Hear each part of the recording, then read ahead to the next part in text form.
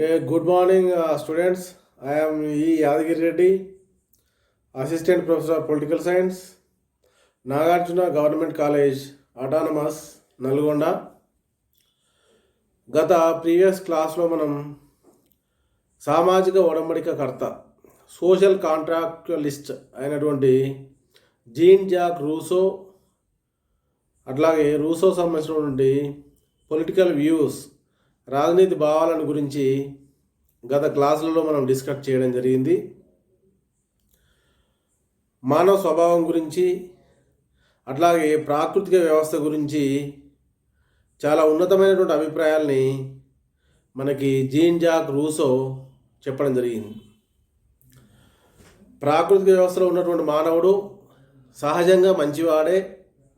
Man is born free, but he is always is everywhere in chains.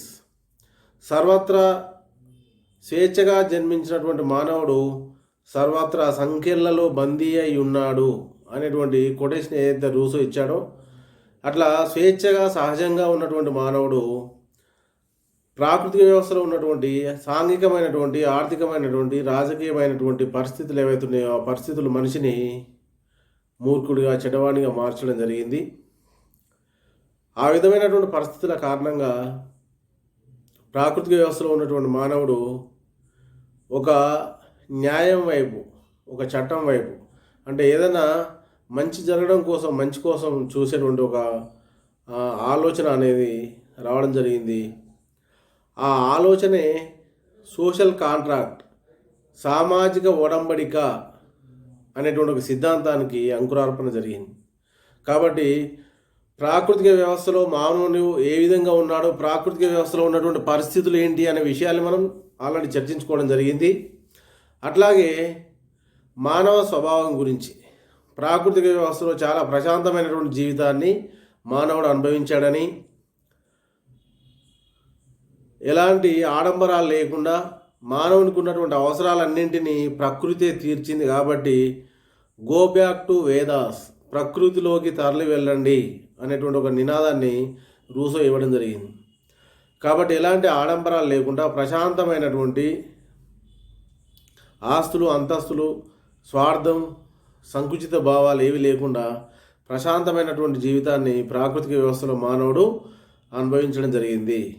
కానీ ఎప్పుడైతే నీది నాది అనేటువంటి స్వార్థం ఎప్పుడైతే ప్రాకృతిక వ్యవస్థలో మొదలైందో, దాని కారణంగా వ్యక్తులమైతే పోటీ ఏర్పడడం, ఆ పోటీ కారణంగా అనేక రకాలైనటువంటి సమస్యలు రావడం, ఆ సమస్యల్ని పరిష్కరించేటువంటి ఒక కరెక్ట్ వ్యవస్థ అనేది, ఒక సమర్థవంతమైనటువంటి, ఖచ్చితమైనటువంటి, నిర్దిష్టమైనటువంటి వ్యవస్థ ఏది లేకపోవడం చేత మానవుడు ఒక ఒడంబడిక చేసుకోవడం జరిగింది. ఆ ఒడంబడిక ద్వారా రాజ్యం ఆవిర్భవించింది అని చెప్పేటువంటి సిద్ధాంతమే సామాజిక ఒడంబడిక సిద్ధాంతం. ఈ సిద్ధాంతాన్ని చెప్పినటువంటి తత్వవేత్తలు ముగ్గురని అనుకున్నాం. దాంట్లో మనకి థామస్ హాబ్స్, జాన్ లాక్, అట్లాగే జీన్ జాక్ రూసో. కాబట్టి సామాజిక ఒడంబడికకు కారణం ఏంది అంటే, ఆ రోజుల్లో ఉన్నటువంటి అనేక రకాల సమస్యలు ఏవైతున్నాయో ఆ సమస్యలు మానవుడిని ఒక ఉన్నతమైనటువంటి ఆలోచన వైపు, ఒక మంచి ఆలోచన వైపు నడిపించాయి. ఆ మంచి ఆలోచన ఫలితంగానే మానవుడు ఒక ఒడంబడిక చేసుకోవడం ద్వారా, ఒక ఒప్పందం చేసుకోవడం ద్వారా రాజ్యం ఏర్పడింది అని సామాజిక ఒడంబడిక సిద్ధాంతం మనకి తెలియజేస్తుంది.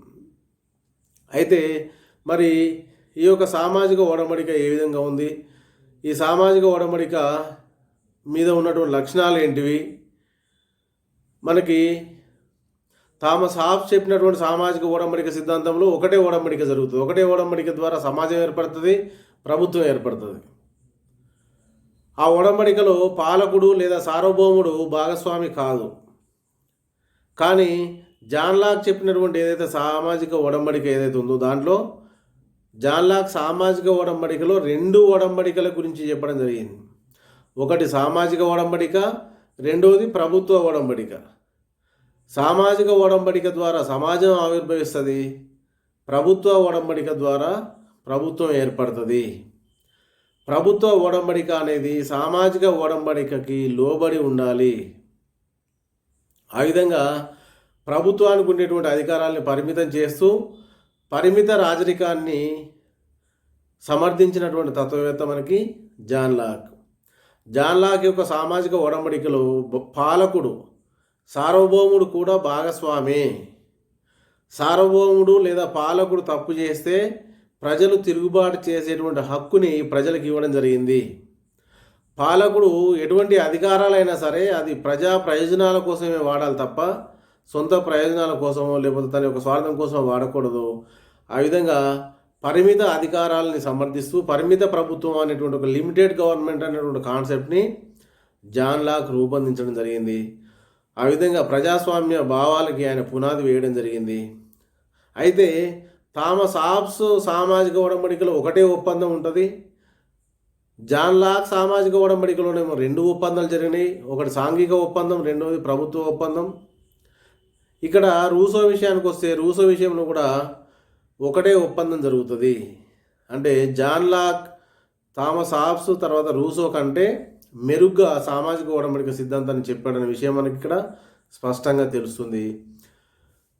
రూసో యొక్క సామాజిక ఒడంబడిక ఏదైతే ఉందో సమాజంలో ఉన్నటువంటి అస్తవ్యస్త పరిస్థితులు ఏవైతే ఉన్నాయో అవన్నీ మానవుని ఒక కొత్త వ్యవస్థ వైపు తీసుకుపోయి ఆ వ్యవస్థలో భాగంగానే మానవుడు ఒప్పందాన్ని చేసుకోవడం జరిగిందని, సాంఘిక ఒడంబడికను అందరితో కలిసి అందరూ కుదుర్చుకుంటారు.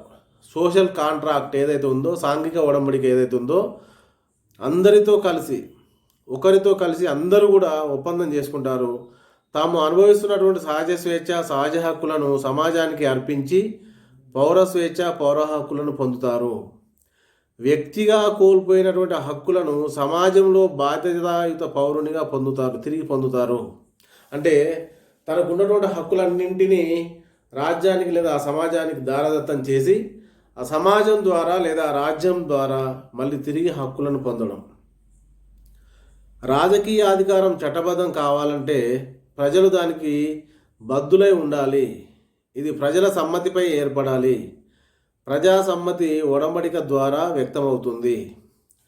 ప్రజల యొక్క అభిప్రాయం, ప్రజల యొక్క మద్దతు అనేది ఆ ఒడంబడికకు ఉండాలి. ఎక్కువ మంది ఆ ఒడంబడికలో భాగస్వాములు కావాలి. అప్పుడే ఆ ఒడంబడిక ద్వారా ఒక కొత్త వ్యవస్థ అనేది ప్రజల్ని పరిపాలించడం కోసం ఏర్పడుతుందని చెప్పి రూసో చెప్పడం జరిగింది. ప్రజల అధికారానికి ప్రజలే శిరస వహిస్తారు కనుక ప్రజలు ఎవరికీ బానిసలు కాదు. అంటే రూసో కూడా ఇక్కడ ప్రభుత్వం యొక్క అధికారాల్ని పరిమితం చేస్తూ ప్రజలకి ఎక్కువ స్వేచ్ఛ ఉండాలి. ప్రజలే ముఖ్యం, ఇక్కడ ప్రభుత్వం ముఖ్యం కాదు, ప్రజలకు ఎక్కువ స్వేచ్ఛ ఉండాలి, ప్రభుత్వానికి పరిమిత అధికారాలు ఉండాలని చెప్పి రూసో కూడా కోరుకోవడం జరిగింది. వ్యక్తుల సమ్మతితో ఒడంబడిక కుదరడం వల్ల అది ప్రజాస్వామ్యబద్ధమైంది. వ్యక్తుల యొక్క సమ్మతి అంటే వ్యక్తుల యొక్క కాన్సెంట్, వ్యక్తుల యొక్క అభిప్రాయం మేరకి వ్యక్తుల యొక్క సమ్మతి ప్రకారం ఇక్కడ ఒప్పందం అనేది ఒడంబడిక అనేది కుదురుతుంది. కాబట్టి అది ప్రజా సమ్మతితో కూడినటువంటిది, ప్రజాస్వామ్యబద్ధమైంది. దానికి ప్రజాస్వామ్యమైనటువంటి ఒక భావన దాంట్లో ఉంటుంది. సమాజం, రాజ్యం ఒకే ఒప్పందం ద్వారా ఏర్పాటవుతాయి.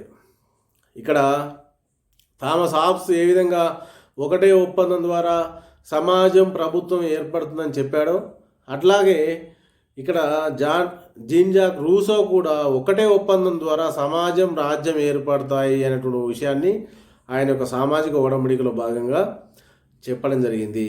అయితే థామస్ హాబ్స్ యొక్క సామాజిక ఒడంబడికలో ఒకటే ఒప్పందం ఉంది, రూసో యొక్క సామాజిక ఒడంబడికలో కూడా ఒకటే ఒప్పందం ఉంది. కానీ జాన్ లాక్ సంబంధించినటువంటి సామాజిక ఒడంబడికలో మాత్రమే 2 ఒప్పందాలు ఉన్నాయి. రెండింటిని స్పష్టం చేశాడు ఆయన. అట్లాగే 2వ ఒడంబడిక అయినటువంటి ప్రభుత్వ ఒడంబడికలో సార్వభౌముణ్ణి, పాలకుడిని భాగస్వామిని చేశాడు. పాలకుడు తప్పు చేస్తే, ప్రభుత్వం తప్పు చేస్తే ప్రజలు తిరుగుబాటు చేసేటువంటి హక్కుని ప్రజలకు కల్పించినటువంటి తత్వవేత్త జాన్ లాక్. రూసో కూడా అట్లాగే జాన్ లాక్ యొక్క భావాలను సమర్థిస్తూనే ఆయన కొత్త భావాలను చెప్తూ సామాజిక ఒడంబడిక విషయానికి వచ్చేసరికి ఒకటే ఒప్పందం ద్వారా రాజ్యం, సమాజం ఏర్పడతాయని చెప్పి రూసో మనకి సామాజిక ఒడంబడిక అనే దాన్ని చెప్పడం జరిగింది. అట్లాగే Rousseau the theory of general will, జనేచ్ఛ అనేటువంటి ఒక సిద్ధాంతాన్ని కూడా రూసో చెప్పడం జరిగింది. రూసో అనగానే మనకు గుర్తుకొచ్చేటువంటి ఒక సిద్ధాంతం జనేచ్ఛ సిద్ధాంతం. రాజ్యాధికారానికి మనిషి ఎందుకు బద్ధుడై ఉంటాడనేటువంటి ప్రశ్నకు రూసో సమాధానమే జనేచ్ఛ. రాజ్యాధికారానికి మనిషి ఎందుకు బద్ధుడై ఉంటాడనేటువంటి ప్రశ్న ఉందో, రాజ్యానికి ప్రజలు ఎందుకు విధేయులుగా ఉండాలి, చట్టాలకు ఎందుకు విధేయులుగా ఉండాలనే ప్రశ్న ఏదైతుందో ఆ ప్రశ్నకు సమాధానమే రూసో చెప్పినటువంటి జనేచ్ఛ. రూసో ప్రకారం రాజ్యాధికారానికి మూలం ప్రజా ప్రయోజనం. రాజ్యానికి ప్రజలు ఎందుకు ఇస్తున్నారు అధికారం అంటే ప్రజల యొక్క ప్రయోజనాలను నెరవేర్చుకోవడం కోసం, ప్రజల యొక్క అవసరాలను తీర్చుకోవడం కోసం, ప్రజలకు అనుకూలమైనటువంటి ప్రజా ప్రయోజనకరమైనటువంటి పరిపాలన అందించడం కోసం ప్రభుత్వాన్ని ప్రజలు ఎన్నుకుంటారు. కాబట్టి రాజ్యాధికారానికి మూలం ప్రజా ప్రయోజనం. అది ప్రజల అభిమతంపై ఆధారపడి ఉంటుంది. సామాజిక ఒడంబడిక ద్వారా ఏర్పాటైనటువంటి రాజకీయ సార్వభౌమాధికారాన్ని రూసో జనేచ్ఛ అన్నాడు. ప్రజలందరి యొక్క ఇచ్చయే జనేచ్ఛ. మెజారిటీ ప్రజల యొక్క అభిప్రాయమే జనరల్ విల్ అంటే జనేచ్ఛ. మెజారిటీ ప్రజల యొక్క అభిమతం, మెజారిటీ ప్రజల యొక్క అభిప్రాయం ఏదైతే ఉందో దాన్నే రూసో జనేచ్ఛ అని చెప్పి పిలవడం జరిగింది.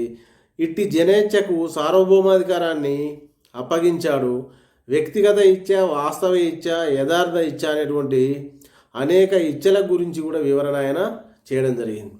ప్రధానంగా మనకి ఇక్కడ జనేచ్ఛ అంటే ప్రజలందరి యొక్క ఇచ్చల సమూహమే, ప్రజలందరి యొక్క అభిప్రాయ సమూహమే, మెజారిటీ ప్రజల యొక్క అభిప్రాయ సమూహమే మనకి జనరల్ విల్ జనేచ్ఛ అనేటువంటి ఒక కాన్సెప్ట్.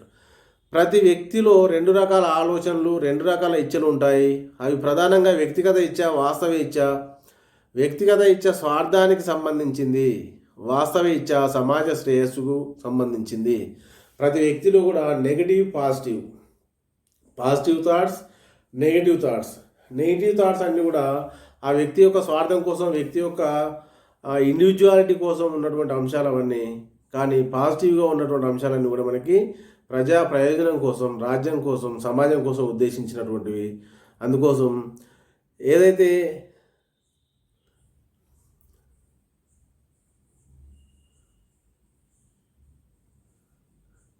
జనేచ్ఛ సంబంధించినటువంటి వాస్తవ ఇచ్చ ఏదైతే ఉందో అది సమాజ శ్రేయస్సుకు సంబంధించింది. వ్యక్తిగత ఇచ్చ, వాస్తవ ఇచ్చ. వాస్తవ ఇచ్చ అనేది ప్రజా ప్రయోజనాలు కోరుకుంటుంది, అది రాజ్యానికి సంబంధించినటువంటిది. ఆ విధంగా అది సమాజ శ్రేయస్సును కోరుకుంటుందని. అతనిని లొంగ తీసుకునేటువంటి అధికారం జనేచ్ఛకు ఉంది. చట్టాలకు మూలాధారం జనేచ్ఛ. చట్టాలు ఏవైతే రాజ్యంలో రూపొందించేటువంటి అనేక రకాలైన చట్టాలు ఏవైతే ఉన్నాయో, శాసనాలు ఏవైతే ఉన్నాయో, ఈ చట్టాలు శాసనాలు అన్నింటికీ కూడా మూలాధారం జనేచ్ఛ. అంటే ఎక్కువ మంది ప్రజల యొక్క మద్దతు. ఈరోజు మనకి శాసనసభలో చట్టాలు తయారవుతున్నాయంటే కారణం ఎక్కువ మంది మెజారిటీ సభ్యుల యొక్క అభిమతమే చట్టం. మెజారిటీ మెంబర్స్ని ఒక అధికార పార్టీ సంపాదించుకుంది అంటే మెజారిటీ ప్రజలు ఓటు వేయడం. అట్లా ఏదైతే మెజారిటీ ప్రజల యొక్క అభిమతం ఏదైతుందో దాన్ని మనకి రూసో జనేచ్ఛ అని చెప్పి వివరించడం జరిగింది. చట్టాలకు మూలాధారం జనేచ్ఛ అని. పౌరులకు రెండు రకాల హోదాలు ఉంటాయి. అవి జనేచ్ఛను రూపొందించడం ద్వారా సార్వభౌముడు, జనేచ్ఛ ఆదేశాలను పాటిస్తూ పాలితుడు. అంటే అధికారంలో భాగస్వామి కావడం, ఆ అధికారానికి లోబడి ఉండేటువంటి ఒక పాలితుడిగా ఉండేటువంటి జనేచ్ఛ. అంటే జనేచ్ఛకు రెండు రకాల హోదాలు ఉంటాయి. ఒకటి పాలకుడిగా హోదా ఉంటుంది, అట్లాగే పాలితుడిగా హోదా కూడా ఉంటుంది. రాజకీయ పక్షాలు లేనప్పుడే జనేచ్ఛ ఖచ్చితంగా పనిచేస్తుంది. రాజ్యం పెద్దదైన కొద్దీ దానిలో జనేచ్ఛ అనేది సన్నగిల్లుతుంది. కనుక రాజ్యం చిన్నదిగా ఉండాలి. అందుకనే రాజ్య జనాభా విషయంలో రాజనీతి తత్వవేత్తలందరూ కూడా వాళ్ళ యొక్క అభిప్రాయాలన్నింటినీ కూడా వ్యక్తం చేయడం జరిగింది. దాంట్లో మనకి ప్లేటో 5040 5040 మంది ఆ రాజ్యంలో ప్రజలు ఉన్నట్లయితే అది బహుముఖంగా అభివృద్ధి చెందడానికి అవకాశం ఉంటుంది అని చెప్పి మనకి ప్లేటో పేర్కొంటే, రూసో రాజ్యం అభివృద్ధి చెందాలంటే ఆ రాజ్యంలో ఉన్నటువంటి జనాభా 10,000కు మించకూడదు అని చెప్పి రాజ్య జనాభాని సూచించినటువంటి తత్వవేత్త రూసో. 10,000. అరిస్టాటిల్ ఏమన్నాడు? రాజ్య జనాభా అనేది మరీ ఎక్కువ కాకుండా మరీ తక్కువ కాకుండా ఆ రాజ్యంలో ఉన్నటువంటి భౌగోళికమైన వనరులకి తగినంతగా ఉంటే ఆ రాజ్యం వేగంగా అభివృద్ధి చెందడానికి అవకాశం ఉంటుంది అని చెప్పి మనకి అరిస్టాటిల్ చెప్పడం జరిగింది. కానీ ఇక్కడ రాజ్యం పెద్దదైన కొద్దీ దానిలో జనేచ్ఛ అనేది సన్నగిల్లుతుంది. కనుక రాజ్యం చిన్నదిగా ఉండాలి అని చెప్పి మనకి రూసో తన యొక్క అభిప్రాయాన్ని చెప్పడం జరిగింది. ఇది రూసో సంబంధించినటువంటి జనేచ్ఛ జనరల్ విల్ ఏదైతే ఉందో ఆ జనరల్ విల్ సంబంధించినటువంటి లక్షణాలు. తర్వాత రూసో సిద్ధాంతాన్ని ఇంత ఉన్నతంగా మానవ స్వభావాన్ని గురించి, ప్రాకృతిక వ్యవస్థ గురించి, అట్లాగే జనేచ్ఛ కానీ, అట్లాగే ప్రజా సార్వభౌమాధికారం, పీపుల్స్ సావర్నిటీ అనేటువంటి ప్రజా సార్వభౌమాధికారం అనేటువంటి కొత్త కాన్సెప్ట్ని చెప్పినటువంటి తత్వవేత్త మనకి రూసో. కాబట్టి ఇన్ని గొప్ప భావాలు చెప్పినప్పటికీ రూసో యొక్క సిద్ధాంతాన్ని కొంతమంది తత్వవేత్తలు విమర్శించడం జరిగింది. ప్రొఫెసర్ సబైన్ అన్నట్లు జనేచ్ఛ సిద్ధాంతం ఆగమ్య గోచరంగా తయారైంది. ఇది అందరి ఇచ్చ కాదంటాడు, మెజారిటీ ఇచ్చ కాకపోవచ్చు అంటాడు, మైనారిటీ ఇచ్చ అసలే కాదు, జనేచ్ఛ స్థానం ఎక్కడో గుర్తించడం కష్టం.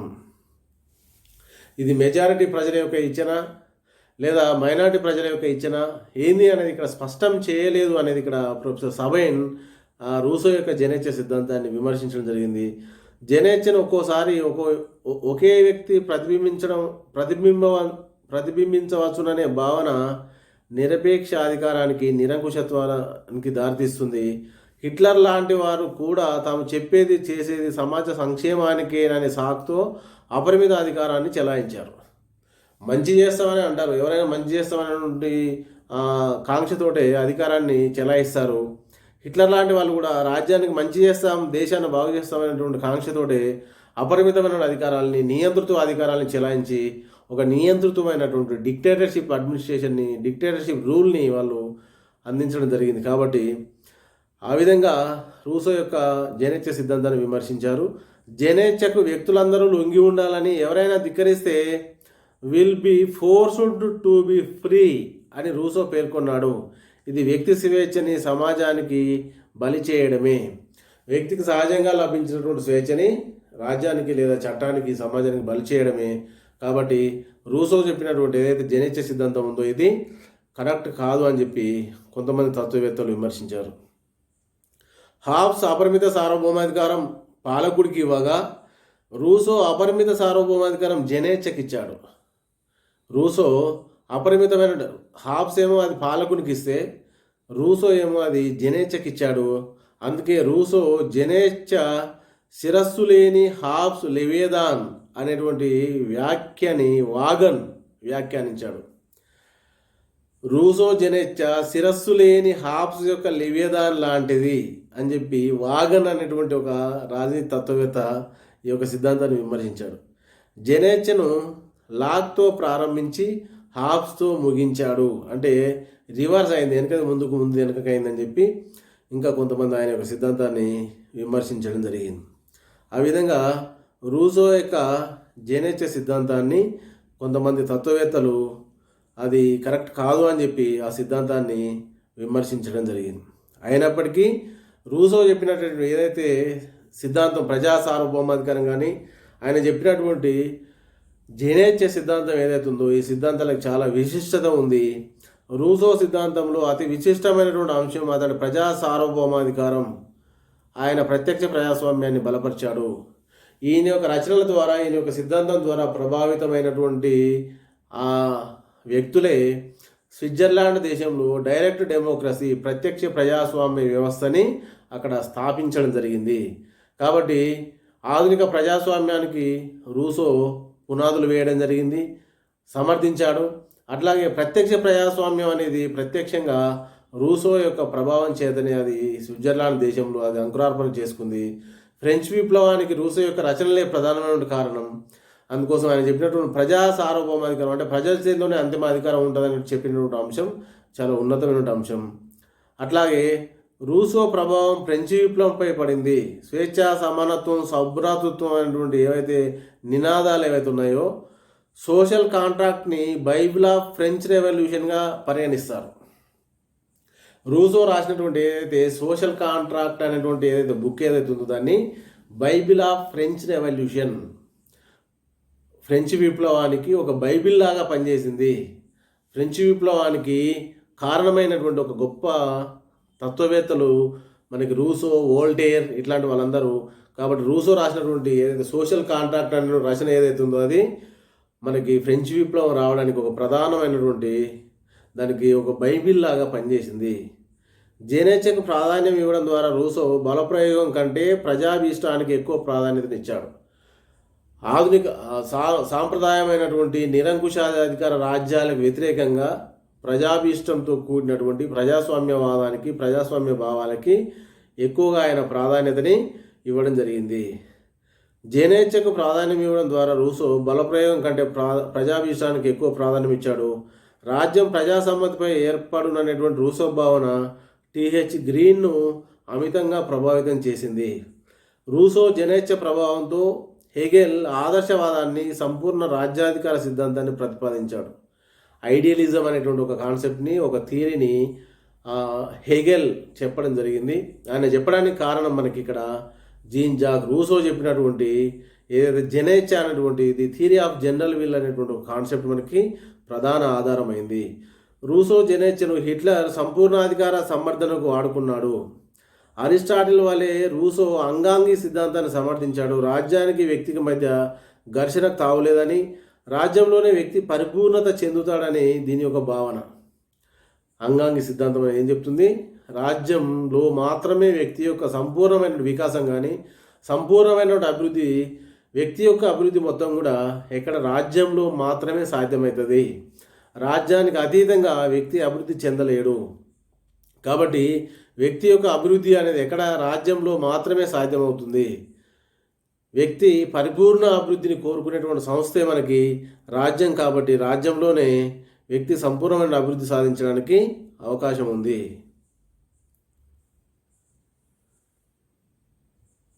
తర్వాత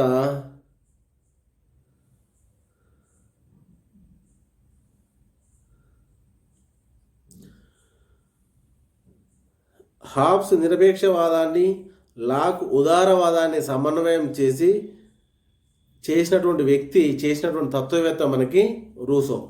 హాబ్స్ యొక్క నిరపేక్షవాదాన్ని, లాక్ యొక్క ఉదారవాదాన్ని, అబ్సల్యూటిజం అట్లాగే లిబరలిజం, ఈ రెండింటిని కూడా కోఆర్డినేట్ చేస్తూ, సమన్వయం చేస్తూ రాజనీతి భావాలను చెప్పినటువంటి వ్యక్తి మనకి రూసో. ఆయనకి లాక్ చెప్పిన విషయాన్ని హాబ్స్ చెప్పిన రీతిలో వ్యక్తీకరించాడు. లాక్ చెప్పినటువంటి విషయాల్ని హాబ్స్ చెప్పిన రీతిలో వ్యక్తీకరించినటువంటి తత్వవేత్త మనకి జీన్ జాక్ రూసో. ఈ విధంగా గో బ్యాక్ టు నేచర్, ప్రకృతిలోకి తరలి వెళ్ళండి అని ఒక కొత్త కాన్సెప్ట్, జనేచ్ఛ సిద్ధాంతమైనటువంటి ఒక కొత్త కాన్సెప్ట్ని, అట్లాగే ప్రజా సార్వభౌమాధికారం, పీపుల్స్ సావర్నిటీ, ప్రజా సార్వభౌమాధికారం అనేటువంటి ఒక కొత్త కాన్సెప్ట్ని, సామాజిక ఒడంబడికని, అట్లాగే మానవ స్వభావం, ప్రాకృతిక వ్యవస్థలో ఉన్నటువంటి మానవ స్వభావాన్ని, ఇట్లా అనేక రకాల విషయాల గురించి చాలా ఉన్నతమైనటువంటి రీతిలో చెప్పినటువంటి ఒక గొప్ప తత్వవేత్త మనకి జీన్ జాక్ రూసో. కాబట్టి సామాజిక ఒడంబడికవాదులు ఎవరైతే ఉన్నారో, సామాజిక ఒడంబడికవాదుల్లో మనకి హాబ్స్, లాక్, రూసో అనుకుంటున్నాం. రూసో రాజనీతి భావాలను మనం చెప్పుకుంటున్నాం.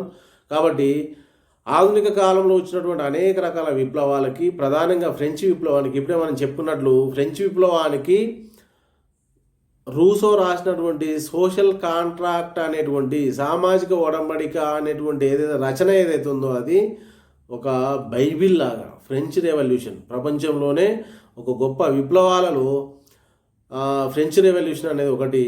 ఆధునిక ప్రజాస్వామ్య వ్యవస్థ పురుడు పోసుకోవడానికి, ఆధునిక ప్రజాస్వామ్యం జనించడానికి, మళ్ళీ ఎప్పుడు జన్మించింది ఆధునిక ప్రజాస్వామ్యం అంటే అది ఫ్రెంచ్ విప్లవం ద్వారా జనించింది. పూర్వకాలంలో ప్రజాస్వామ్యం ఉంది, ప్రత్యక్ష ప్రజాస్వామ్యం ఉంది గ్రీక్ నగర రాజ్యాల్లో. కానీ కాలక్రమేణా అది మరుగున పడిపోయి మళ్ళీ ఆధునిక కాలంలో ప్రజాస్వామ్యం పురుడు పోసుకుంది. ఎప్పుడు అంటే అది మళ్ళీ ఆధునిక కాలంలో ఫ్రెంచ్ విప్లవం ద్వారా స్వేచ్ఛ, సమానత్వం, సౌభ్రాతృత్వం, లిబర్టీ, ఈక్వాలిటీ, ఫ్రాటర్నిటీ అనేటువంటి నినాదాలన్నీ కూడా మనకి ఫ్రెంచ్ విప్లవం ద్వారా జనించాయి. ఆధునిక కాలంలో ప్రజాస్వామ్యం మళ్ళీ పురుడు పోసుకుంది ఫ్రెంచ్ విప్లవం ద్వారా. కాబట్టి అలాంటి గొప్ప ఫ్రెంచ్ విప్లవానికి నాంది పలికినటువంటి, ఆ ఫ్రెంచ్ విప్లవానికి ఊతం ఇచ్చినటువంటి, ఆ ఫ్రెంచ్ విప్లవానికి బీజం వేసినటువంటి గొప్ప రచనల్ని రూసో, అట్లాగే వోల్టేర్ ఇలాంటి గొప్ప గొప్ప తత్వవేత్తలు వాళ్ళ రచనలన్నీ కూడా వాటికి తోడ్పడ్డాయి. ఆధునిక సమాజ నిర్మాణానికి, ఆధునిక సామాజిక వ్యవస్థకి అవన్నీ కూడా మనకి దోహదం చేశాయి. ఈ విధంగా సామాజిక ఒడంబడిక కర్తల్లో Thomas Hobbes, John Locke, Rousseau రూసోకు సంబంధించినటువంటి వివిధ రకాలైనటువంటి రాజనీతి భావాలని గురించి మనం గత 3 రోజులుగా మనం రూసో సంబంధించిన పరిచయం, ఆయన సంబంధించిన జీవిత విశేషాలు, ఆయనకు సంబంధించిన రచనల్ని, సమకాలీనమైన పరిస్థితులు, ఆయన మీద చూపినటువంటి ప్రభావాలని, అట్లాగే ప్రాకృతిక వ్యవస్థ, మానవ స్వభావంపై రూసో యొక్క అభిప్రాయాలు, అట్లాగే ప్రజా సార్వభౌమాధికారం, తర్వాత సార్వభౌమాధికారం లేదా సామాజిక ఒడంబడిక యొక్క లక్షణాలు, తర్వాత జనేచ్ఛ సిద్ధాంతం యొక్క లక్షణాలని, అట్లాగే రూసో సిద్ధాంతం మీద ఉన్నటువంటి విమర్శని, అట్లాగే రూసో సిద్ధాంతం మీద విమర్శతో పాటు రూసో సిద్ధాంతానికి ఉన్నటువంటి విశిష్టత, ఆయన రాసిన రచనలకి, అట్లాగే ఆయన చెప్పినటువంటి రాజనీతి భావాలకి చాలా విశిష్టత ఉంది. అందుకోసం ఆయన చెప్పినటువంటి రాజనీతి భావాలకు ఉన్నటువంటి విశిష్టతని గురించి కూడా మనం ఈ గత 3-4 రోజులుగా మనం చర్చించుకోవడం జరిగింది. ఇది మనకి రూసోకు సంబంధించినటువంటి రాజనీతి భావాలు. Okay, thank you.